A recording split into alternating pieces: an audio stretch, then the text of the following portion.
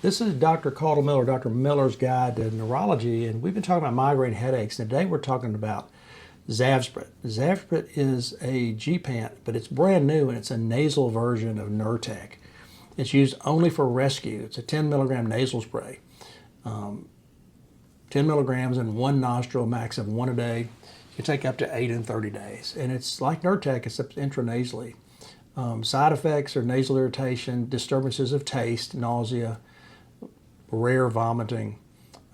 Theoretically, you can have the same allergic reaction to the other G-Pants. We've not seen this, but it's such a new drug. We haven't used it 50 times yet. So just be careful if you start getting a nasopharyngeal irritation, your face starts swelling, your eyes start swelling, any rash or hives, that it theoretically could be Zavzpret. And because it's around the face, right now with all this flu season and COVID talk, you know, people rush and get their COVID test. Just if you're on this drug, you should talk to your doctor and possibly to stop it and decide whether you need any treatment, whether it's allergic reaction. It's just extremely, extremely rare. This is another great choice.